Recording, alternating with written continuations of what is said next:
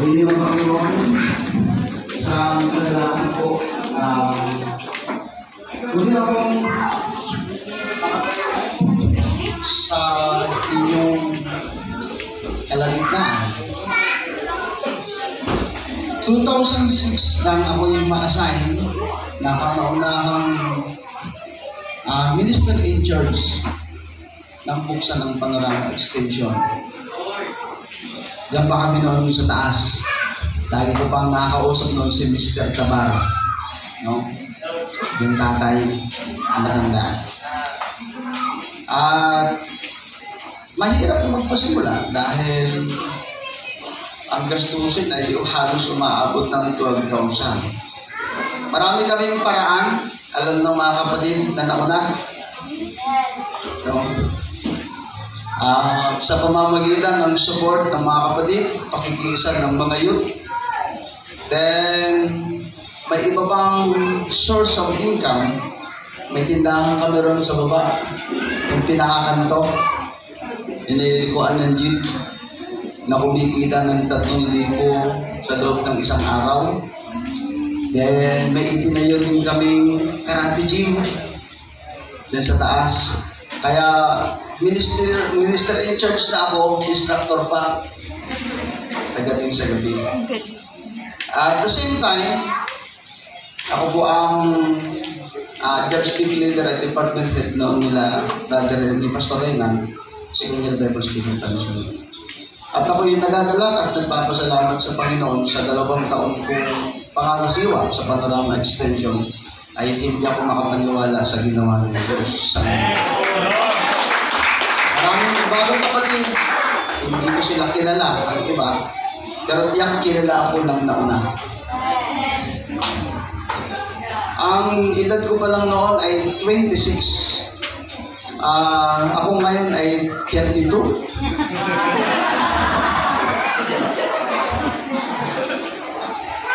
May mga tumaan na advisor sa Gulf area, Pastor Helbert o Presbyter Helbert Cortez. Kilala niyo, no?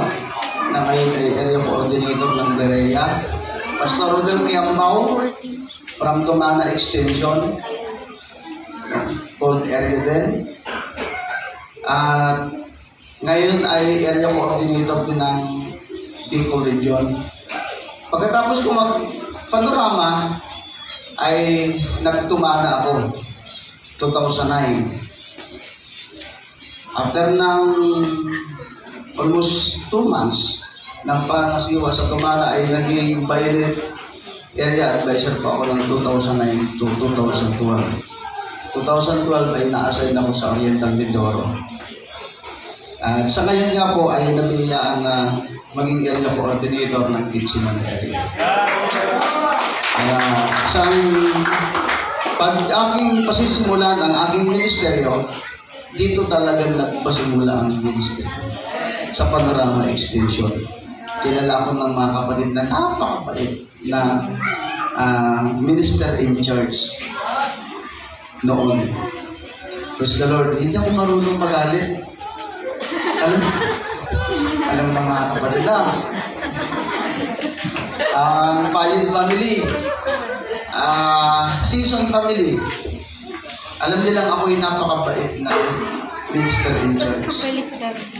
Na kahit maliit, small but terrible. Sa mga pagkakataon kong ito ay buong kagalakan ko pong dadalhin sa inyo ang aking paksa na ating mababasa sa aklat ng Efeso. Sa aklat ng Efeso sa 3, ang talatay 10, na ganito po ang ipinapahayag ng salita ng Diyos. May iba ako, noon, malinaw pa ang mata ko nung 26 years old ako dito. Pero ngayon, meron na akong sandata. Sa 3, ang talatay 10, upang ngayon sa pamamagitan ng Iglesia ay maipakilala sa mga pamunuan at sa mga kapangyarihan sa sangkalangitang ang kapuspusan ng karunungan ng Diyos. Purihin ang Panginoon. Nais kong dalhin ang paksang ang ating karapatan na ating makilala at maalaman ang patungkol sa iglesia na ating kinalalagyan sa kawakasan ito ng huling araw. Karapatan natin yon na ating makilalang lubos ang iglesia ang ating kinalalagyan. Madaling mapabilang sa kahit anong uri ng reliyon. Pero, yung malaman ng husto, yung kinalalagyan mo, ay napaka-importante. Dahil pag hindi natin malaman ng gusto ang ating kinalalagyan, bukas makalawa, pwede na tayo makalipat ulit. Sino sa atin ang mga may asawa na dito? Mga may asawa, ang mag-asawa, kinikilala ng gusto ang kanyang asawa. At hindi po pwedeng hindi. Kaya mayroong mga tumatagal na relasyon na umaabot ng 5, halos hanggang 10 taon para makilala nila ang isa't isa. Para mas lalong makapag-decide kung dapat bang manatili sa taong yun o hindi. Tama ba ako? Dahil pag hindi, kahit na 8 taon at hindi mo pa siya kilala ng gusto, wala kang dahilan para manatili sa taong yun. At sa relihiyon at pananampalataya ay napakahalaga na ating malaman ang ating kinalalagyan. Purihin ang Panginoon natin. Sa Old Testament ay iniutos na ng Panginoon ang patungkol sa pagkaalam sa bahay ng Panginoon. Na yan ang sinasabi mga kapatid sa aklat ng Ezekiel. Sa aklat ng Ezekiel sa chapter 43, ang verse po ay nasa verse 11 hanggang sa verse 12 na ang sabi,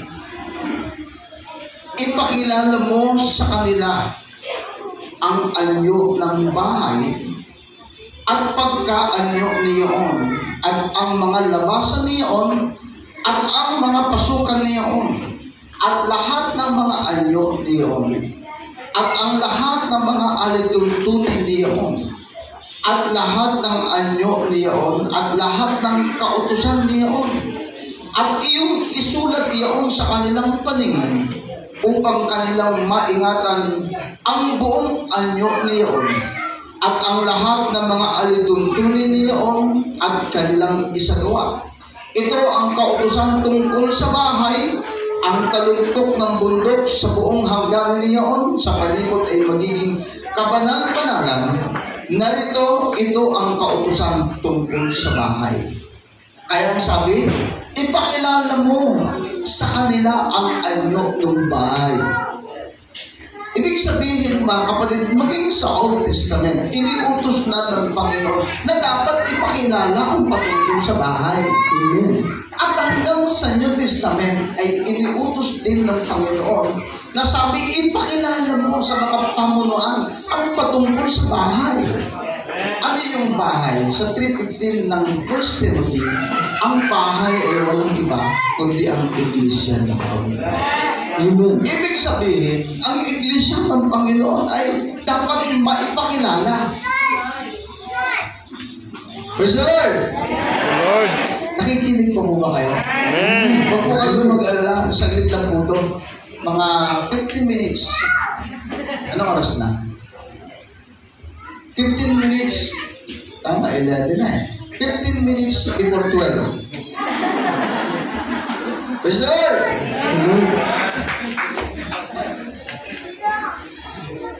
Kaya sabi, mga kapatid, dapat ipakilala. Hindi pwedeng hindi ipakilala. Ngayon, atin na itatanong, Pastor, saan ko ba at kanino dapat ba ipakilala ang patungkol sa bahay ng Panginoon? Bago natin maipakilala sa iba, napakahalagang tayo muna ang unang makakilala. Kaya kung kayo kabahagi ng iglesia na ating kinalalagyan ngayon, alamin ninyo ang patungkol sa bahay ng Panginoon. Para alam ninyo at may dahilan kayo kung dapat ba kayong manatili o hindi sa bahay ninyo. Okay? Nagkuwento ko nga pala. Kasama niyo rito si Pastor Roger Sakit, ano? Pastor Roger Sakit? Rosa Extension. Ang minister in charge ng Milo Rosa Extension, siya ang aking mentor. Dahil sa kanya ako nagpasimulang magdala. Nang siya ang head minister sa Magsikap, saka ako nag-decide na pumasok sa ministry. Siya ang nag-encourage sa akin para magdala. Si Pastor Rizal. Okay. Kaya, mga kapatid, ang tanong ay, Pastor, sino po ba ang pinagkatiwalaan ng Panginoon upang ipakilala ang patungkol sa bahay ng Panginoon? Una, binabanggit sa aklat ng Roma sa kabanatang 9, ang talata nito ay nasa talatang 22 hanggang sa talatang 23. Ganito po ang ating mababasa sa Romans chapter 9 verse 22 to 23 na ang sabi, ano kung ang Diyos ay inibig na ihayag ang kanyang kagalitan at ipakilala ang kanyang kapangyarihan, ay nagtiis ng malaking pagpapahinulod sa mga sisidlan ng galit na nangangahanda sa pagkasira, at upang maipakilala ang kayamanan ng kanyang kaluwalhatian sa mga sisidlan ng awa na kanyang inihanda pa ng una sa kaluwalhatian. Sabi dito sa talatang ating binasa, may panahon na kanyang ipakilala ang patungkol sa kanyang kalooban. At kung sino ang magpapakilala niyan, sabi sa aklat ng Efeso sa 6 verse 19, ganito ang ating mababasa, at sa akin, upang ako'y pagkalooban ng pananalita sa pagbubuka ng aking bibig upang ipakilala ng may katapangan ang hiwaga ng Ebanghelyo. Sa pag-aangkin na ito ni Apostol Pablo, siya ay binigyan ng karapatan ng Panginoong ibuka ang kanyang bibig upang magsalita. Kaya sabi, at sa akin upang ako'y pagkalooban ng pananalita sa pagbubuka ng aking bibig upang ipakilala may katapangan ang hiwaga ng Ebanghelyo. Kaya kung ating maitatanong kung sino ang binigyan ng karapatan ng Diyos na ipakilala ang patungkol sa bahay, ang kanyang pinagkatiwalaan ay dapat may karapatan mula sa Panginoon. At ang sabi, ang isa sa nag-aanggit dito ay walang iba kundi si Apostol Pablo. Ano ang kanyang tinanggap na karapatan at titulo? Siya ay apostol. Kaya ang mga apostol, mga kapatid, ay binigyan ng Diyos ng karapatang ipakilala ang patungkol sa bahay. Purihin ng Panginoon, bakit may apostol? Wala silang karapatan na ipakilala ang patungkol sa bahay dahil hindi naman sila kaanin ng bahay. Napakahirap magpatotoo ang isang taong hindi naman kasama at kabilang doon sa bahay. Kaya kung inyo mapapansin sa lahat ng mga kaso, na ipapanalo ang kaso kapag ang witness ay nandoon sa pangyayari. Pero pag hindi roon, mga kapatid, hindi pwedeng maipanalo ng witness. Dapat nandoon sa mismo. Kaya sa makatwid, mga kapatid, ang kabahagi ng bahay na dapat magpakilala at magtuturo kung anong uri ng bahay, ang bahay ng Panginoon, yung tumanggap ng karapatan. Ang may karapatan, sabi, ay ang apostol. Praise the Lord, apostol, ang may karapatan magpatotoo at magpakilala patungkol sa bahay. Purihin ng Panginoon. Kaya, maliwanag mga kapatid, na saka natin maipapakilala. Kaya kung inyong mapapansin, itinuturo sa atin ang mga hiwaga at mga main doctrine about church. Ano dapat ang iglesia? Dapat may apostol. Amen? Laging sinasabi sa atin, ang tunay na iglesia may apostol. Pag walang apostol, hindi tunay na iglesia. Ano ba, mga kapatid? May kasamahan ang apostol.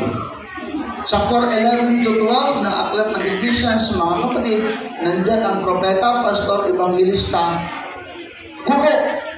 sa ikasasakdal ng mga banal sa gawaing paglilingkod sa ikatitibay ng katawan ni Kristo. Kaya sa loob ng bahay, mayroong mga leader at tagapangasiwa na kasama ng apostol.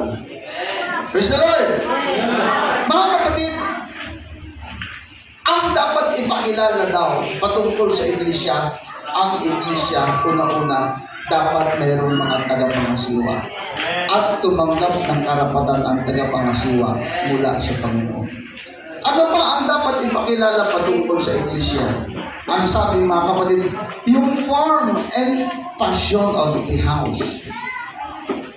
Yung sistema at ang tinatawag na kaanyuan o uri ng bahay, kaanyuan, kondisyon at sistemang mayroon sa bahay ng Panginoon. Dapat alam natin kung anong sistemang mayroon sa bahay ng Panginoon. Dahil pag hindi, magugulat ka, bakit gano'n? Bakit sa iglesia ang aking napuntahan ay napakaipit at napakaraming bawal?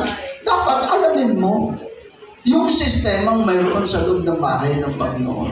Kung anong ang tinatawag ng kondisyon at kaanyuan ng bahay. Dahil pag hindi tayo preparado, gaya ng sinabi ko kanina, madali tayong makapagpasya na umalis sa bahay. Kaya nagpapasalamat ako sa Panginoon. Kaya kung mayroong mga tinatanong kayo ng kapastorenan, si brother ano ba, sumasamba pa? Ay kilala na naman. Sabi niya, hindi na. Nag-foursquare na. Nagpapatuloy pa ba? Nagpapatuloy pa naman.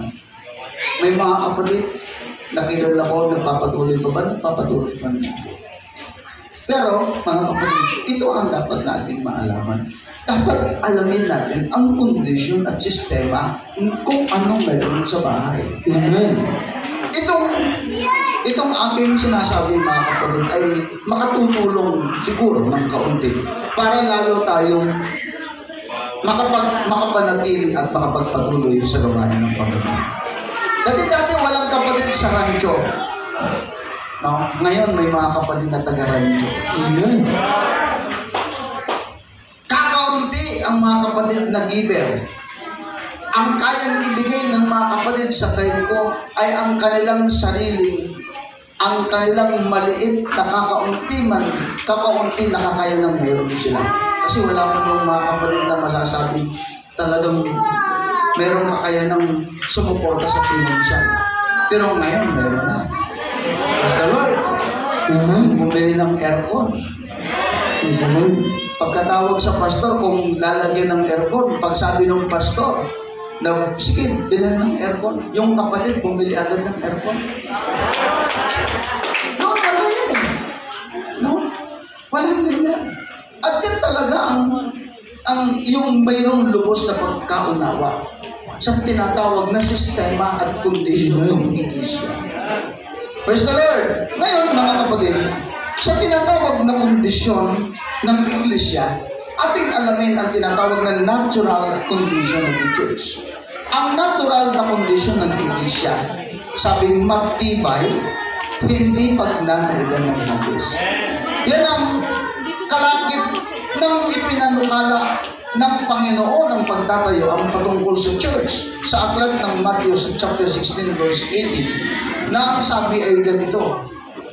Matthew 16 verse 18, at sinasabi ko naman sa iyo na ikaw ay Pedro at sa ibabaw ng batong ito ay itatayo ko ang aking iglesia at ang mga pintuan ng Hades ay hindi magsisipagnain laban sa kanya. Sa tinatawag ng natural condition of the church, nang itayo ng Panginoon, ang iglesia ay matibay.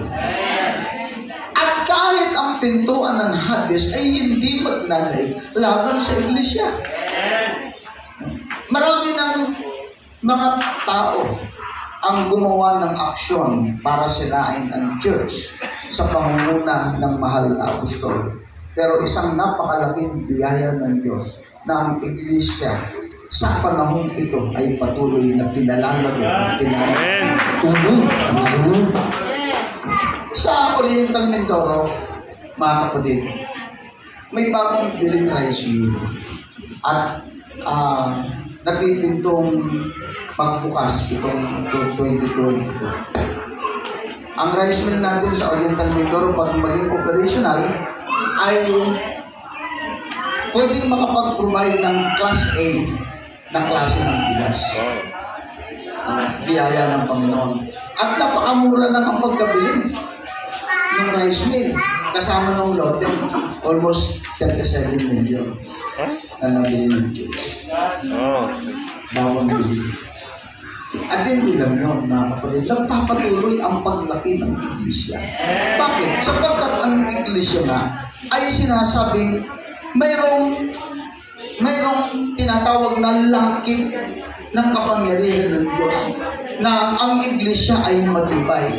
Pastor, bakit ang iglesia ay matibay? Sapagkat ang iglesia ay mayroong tinatawag na mga haligi. Amen. Sa Galatians chapter 2 verse 9, mga kapatid, ay binabanggit ang mga ganitong salita kung bakit ang iglesia ay matibay. Marami ba dito ang matatagal ng kapatid? Palagay ko nasusundan nila ang ating message. Pero sa mga bisita, medyo malalim para sa kanila.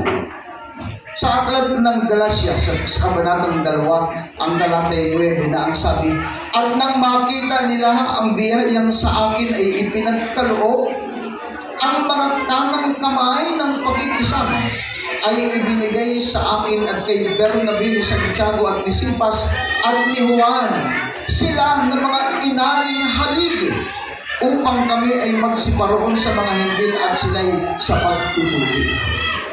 Kung bakit pala ang iglesia ay matibay, sapagkat ang sabi, mayroong haligi.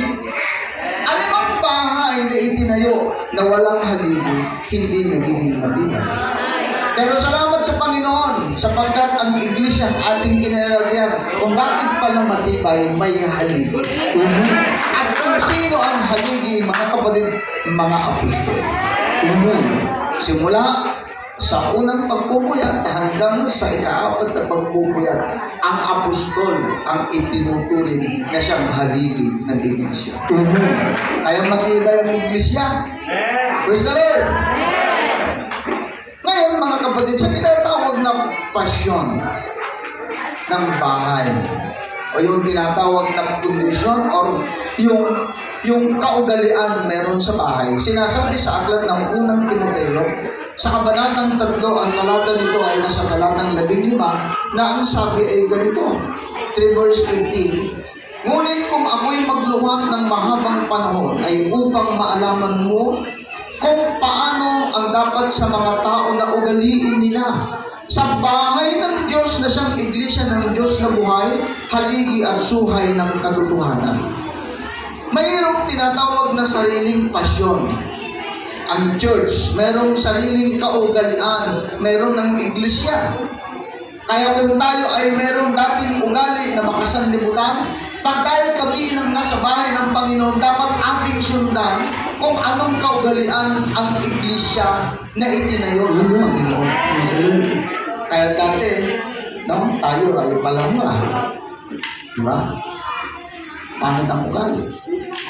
Kaya kung kayo daw ay pabibigyan ng mapapangasawa, ano daw ang pipiliin ninyo? Yung pangit ang mukha na maganda ang ugali. O yung maganda ang mukha, pero pangit naman ang ugali. Kung kayong pabibiliin, alin ang gusto nyo?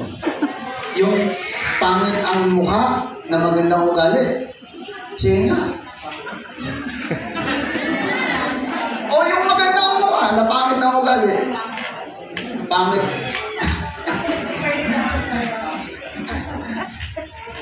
Kung ako ang papipiliin,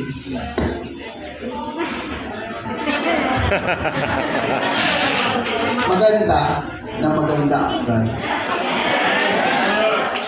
Pero kahit pangit ang ugali na maganda ang mukha, okay na rin. Kasi ang ugali, kayang baguhin. Samantalang ang mukhang pangit, si Belo.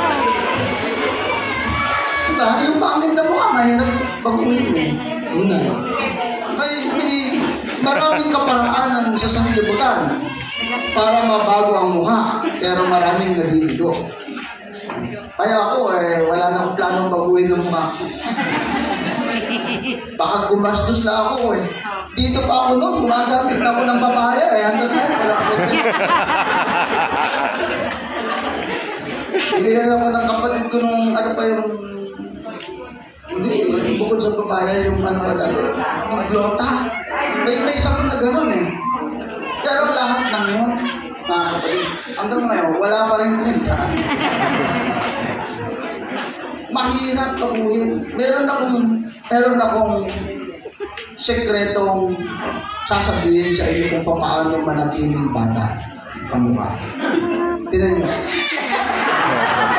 26 ako nang pumunta rito. Bata-bata pa ako noon. Pagkaalam ko eh. Pati pa ko ugali, bata pa talaga. Dahil medyo immature pa eh. Pero, ayaw ko kung may nagbago sa mukha ko, sa mga kapatid, may nagbago ba sa mukha ko? Parang wala, di ba? Pero, may nagtanong, Pastor, ano po ba ang paraan para manatiling bata? Sabi, ngayon, nandiyan si Belo, ano pang iba? Ano pang iba? Bukod kay Belo. Ha?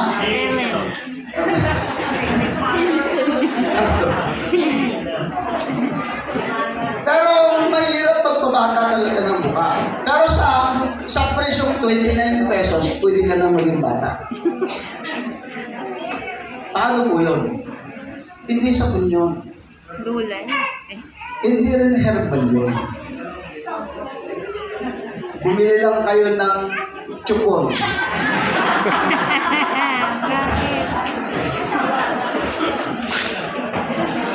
Sino ba yung chuchupong kay Massimo? Kasi yan, bumili kami ng chupon. Bata na kayong tingnan. Okay, mga kapatid. Sa church, mayroon tayong dapat ugaliin. At sabi ang ating dapat maging pag-uugali ay magdadala sa pagiging matibay ng iglesia. Hindi tayo dapat ang ikasisira ng iglesia. Tetin mo sa atin. Sa dami ng relihiyon. Ito ang ating pwedeng ipagmalaki. Kung paano iniingatan at ipagmamalaki ang iglesia na ating kinalagyan. Purihin ng Panginoon lang. Simula noon hanggang ngayon, walang pagbabago ni anino ng pag-iiba ng Diyos. At dapat mas marami ang sumunod sa pasyon ng Diyos. Amen? Okay. Sa tinatawag naman ng pagpapakilala sa tinatawag na ordinances and the laws of the church, dapat tayo sumunod sa aral at doktrina ng Iglesia. Amen? Amen? May aral sa loob ng church na kinakailangan natin sundan. Sinasabi sa Aklat ng Roma sa Kabanatang 7, ang talata nito ay nasa talatang 12, ganito ang sinasabi ng salita ng Diyos. Kaya nga ang kautusan ay banal at ang utos ay banal, matuwid at mabuti. Ang kautusan at palatuntunan sa loob ng iglesia ay maliwanag na binabanggit sa talatang ating binasa na iyon ay banal. Amen? At dahil ng iglesia na tinatahak ang daan ng kabanalan, ang pagtahak sa daan ng kabanalan, sabi, dapat ay sumunod ka sa mga ordinances and laws sa loob ng Diyos. May batas sa loob ng iglesia, bawal lumabas. At ang batas ay bawal lumabas. Sa classroom ay may batas, sa church ay may batas, bawal lumabas. Praise the Lord! Sundan natin ang batas sa loob ng iglesia. At ang sabi ng banal na kasulatan, iyang kautusan at palatuntunan sa loob ng iglesia ay banal sapagkat ang pinagmulan ay Diyos na banal. Sinasabi sa 1 Peter 1 verse 15, kayo'y magpakabanal sapagkat ako'y banal. Pastor, gaano katotoo na ang mga palatuntunan sa loob ng iglesia na mula sa Panginoon ay banal?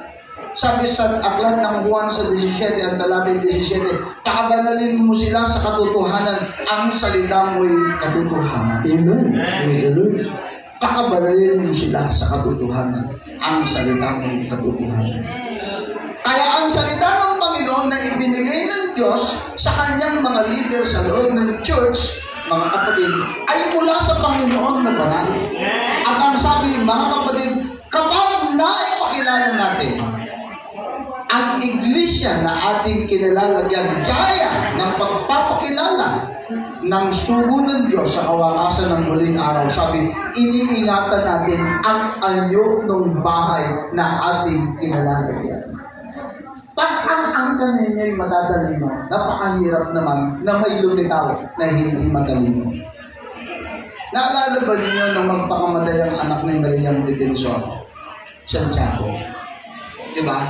Nagpakamatay yung lalaki. Kasi nga, nag-bar exam. Hindi nakapasa. Ay samantala na ang kanilin matatalino at ang nanay mismo napakatalino. Sa sobrang hiya ng bata, dahil parang lumalabas na siya ang nagbibigay ng kahihiyan sa kanilang angkan, nagpakamatay. Kaya mahirap na hindi maingatan ang anyo o pagkakilanlan kahit ng isang angkan. Walang pamilya, pag ang pamilya ninyo'y lahat ay matatalino, pag ang angkan ninyo'y lahat magaganda, at may lumabas na pangit parang sinasabi nyo, hindi namin pa kapamilya yan. Diba? Itinatakwil natin, parang anak yata sa labas yan. Pero mo kung lahat kayo mapuputi, may lumabas na maitim. Lahat ay matatapos, may lumabas na sarap. Hindi na ipagmamalaki. Bakit? Parang nagdadala ng kahihiyan. Kaya kung tayo mga kapatid ay kabahagi ng iglesia ng Panginoon, sabi ng banal na kasulatan, ingatan mo ang anyo. Ingatan natin ang anyo ng iglesia. Kaya sabi ng banal na kasulatan, ipakilala mo. Pero ituro mo sa kanila na ingatan nila pati ang anyo niyo. At ito balikan ang sinasabi sa aklat ng Ezekiel sa 43 verse 11. At kung sila yung mga pahiya sa lahat nilang ginagawa, ipakilala mo sa kanila ang anyo ng bahay at ang pagkaanyo niyon at ang mga labasan niyon at ang mga pasukan niyon at lahat ng anyo niyon at ang lahat ng mga alituntunin niyon at lahat ng anyo niyon at lahat ng kautusan niyon at inyong isulat at iyong isulat iyon sa kanilang paningin upang kanilang maingatan ang buong anyo niyon at ang lahat ng mga alituntunin niyon at kanilang isagawa. Praise the Lord! Dapat lahat tayo ay magiging tagapag-ingat sa anyo at pagkakilanlan ng bahay ng Panginoon. At sa kawakasan ito ng muling araw, mga kapatid, salamat sa Diyos sapagkat sa tunay na iglesia, itinuturo sa atin ang tama at angkop na pamumuhay dapat ngayon. Amen. Praise the Lord! Ipagmalaki natin ang church. Naalala ko dati, ang dating na ipagboy naman sa baba. Ay, kumakit na rin sila. Hindi, dalawa na tayo ngayon tinitino. Bakit nasa taas? Pero mga kapatid, ang pagkakilala at pagkakilanlan ng iglesia ang ating pinalalagyan, ang hindi nila kaya sundan. Ang iglesia ang ating pinalalagyan ay iglesia ang ikabanalan. Praise the Lord! Dapat tayo, Pastor, paano namin magagawa ang pamumuhay ng ikabanalan? Sundan mo lang ang palatuntunan at batas sa loob ng iglesia. Dahil ang utos, ang kautusan sa loob ng iglesia ay banal, matuwid at matuwid.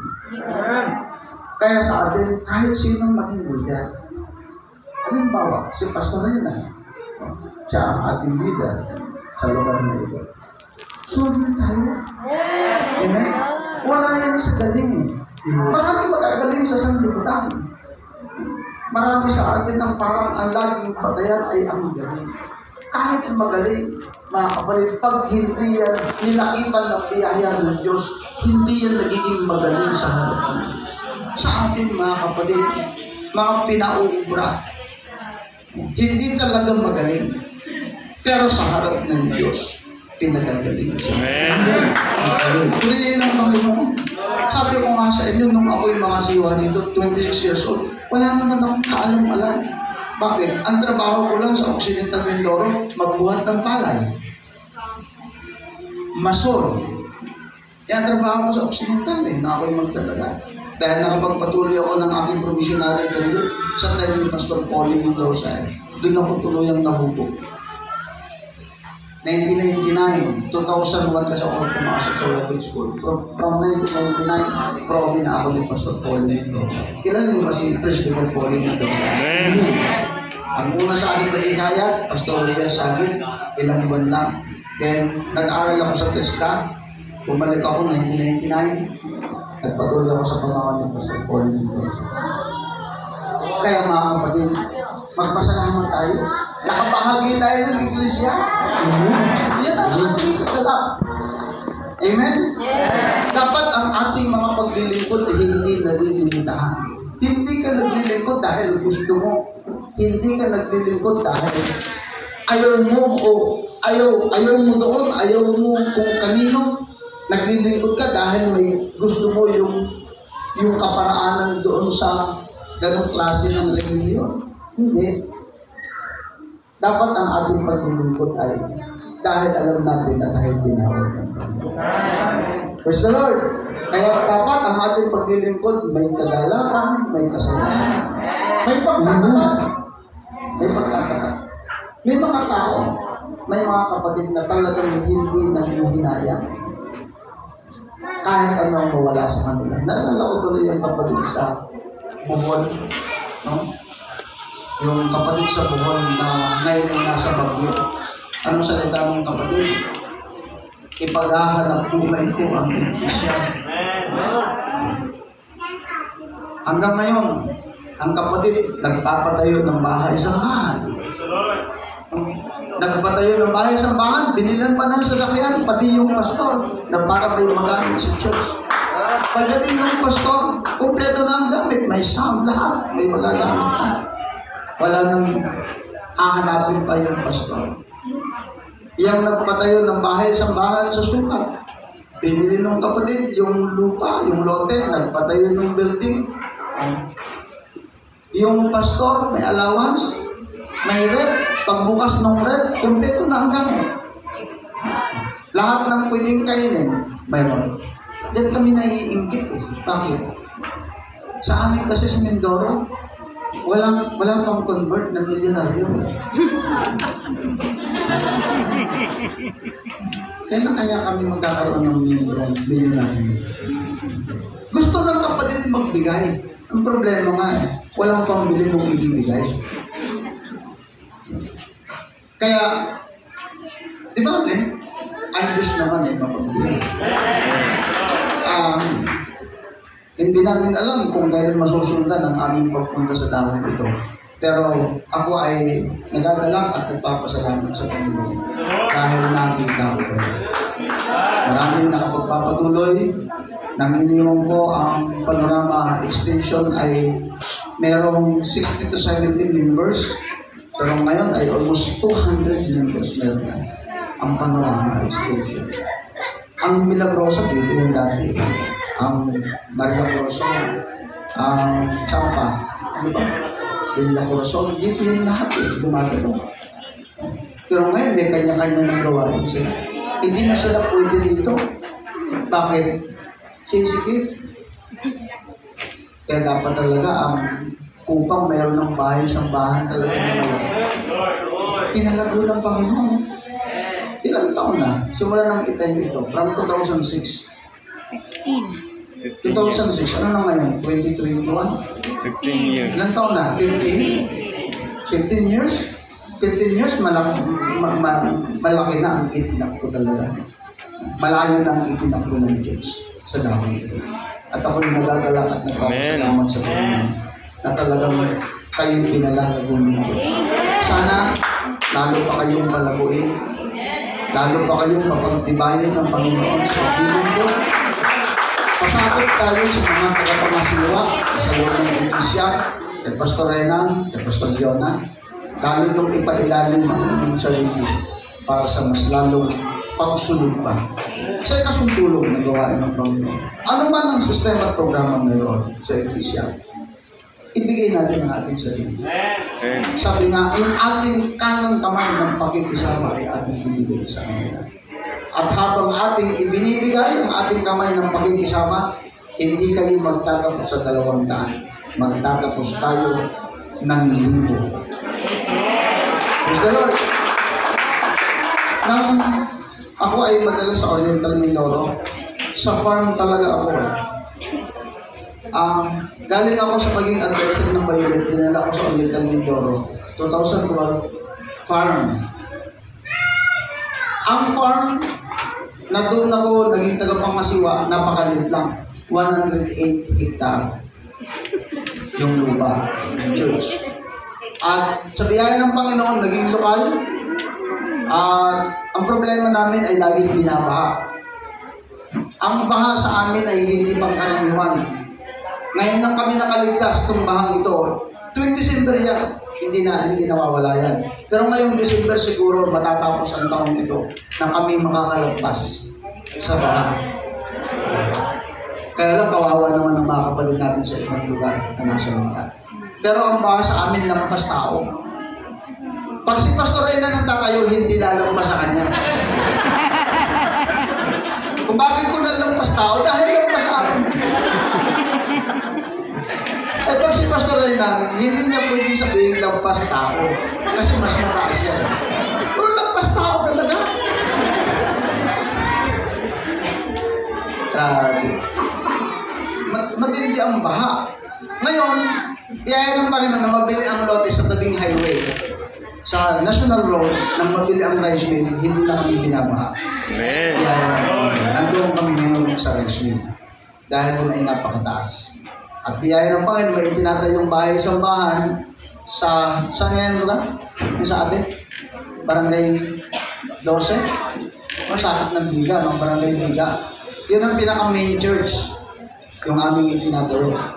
At napakaliit lang nung aming itinatayo. Ang itinatayo namin ay almost 1,000 square meter.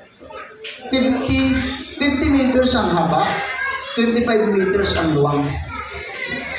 5 kwarto sa ibaba sa kanan, 5 kwarto sa kaliwa ang school.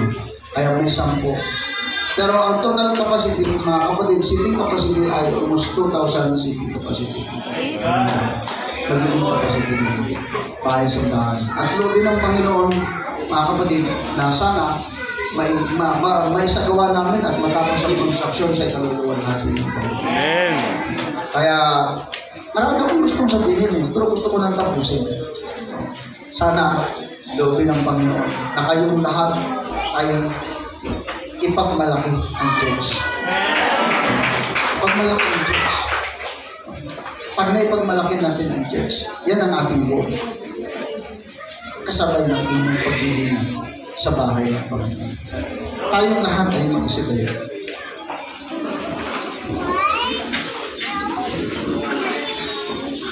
Awitin natin ang pwede ba awitin ang fall? Alam mo yung dadal na? Alam mo yung fall? Baka meron